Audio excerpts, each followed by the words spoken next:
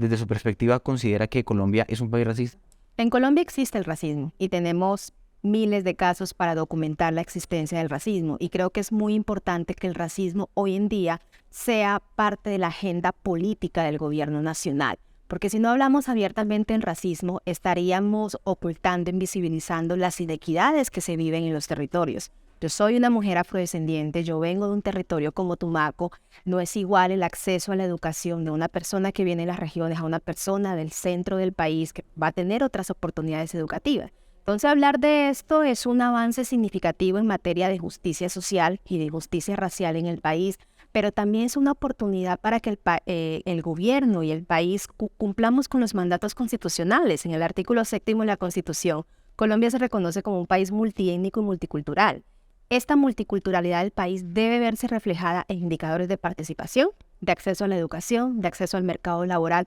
pero sobre todo en el respeto a la dignidad y a los derechos humanos de todas las personas y los grupos étnicos que constituyen Colombia. Viceministra, entrando un poco en temas personales, su historia de vida es muy interesante respecto a que efectivamente usted nació en Tumaco, en el Pacífico colombiano, estudió en la Universidad de Caldas,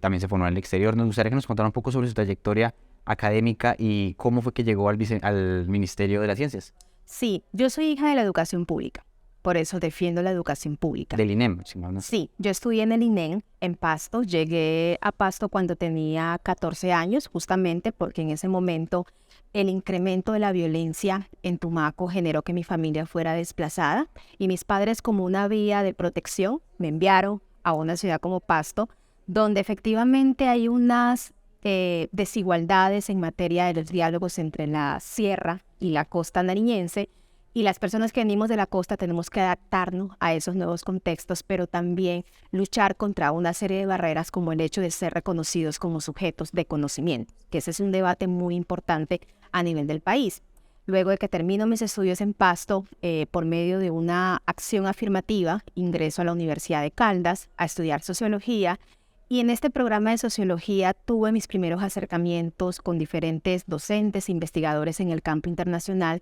que me motivaron a estudiar el tema de las desigualdades raciales, los desplazamientos forzados, las movilidades y migraciones transnacionales de las poblaciones indígenas y afrodescendientes en el país. Esto me llevó entonces a estudiar una maestría en educación en la Universidad Nacional Autónoma de México y un doctorado en antropología, donde las investigaciones que realicé a nivel de posgrado contribuyeron a visibilizar los flujos de migraciones transnacionales en las fronteras que Colombia comparte con Ecuador y Panamá, pero sobre todo para instaurar el debate en la academia de que cuando hablamos de racismo en el país, no solamente estamos hablando de un racismo que aluda al color de piel o al fenotipo de las personas, sino también a un racismo regional que se ve reflejado en los indicadores de pobreza y de marginación social, que para nadie en este país es un secreto que cuando hablamos de pobreza lo situamos en territorios como La Guajira, el Pacífico colombiano, el Chocó, la Amazonía. Y esto no es fortuito, esto es parte de un proceso histórico de racialización de los territorios, de los cuerpos y de las subjetividades de las personas indígenas y afrodescendientes,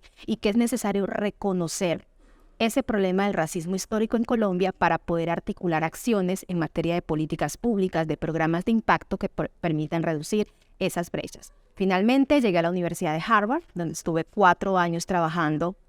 como investigadora y creando programas de formación en justicia racial, pero también me permitió abrir mi perspectiva de análisis, que el racismo es un problema global. Entonces necesitamos puentes de solidaridad más allá del territorio nacional para aprender de las experiencias antirracistas en los Estados Unidos, en Europa, incluso en Asia, que poco se habla del racismo en los países asiáticos, porque eso es una problemática global que atenta contra la dignidad, la vida de las personas, y en este sentido, como investigadores comprometidos con el desarrollo de nuestro país, tenemos que aportar para reducir esas brechas raciales.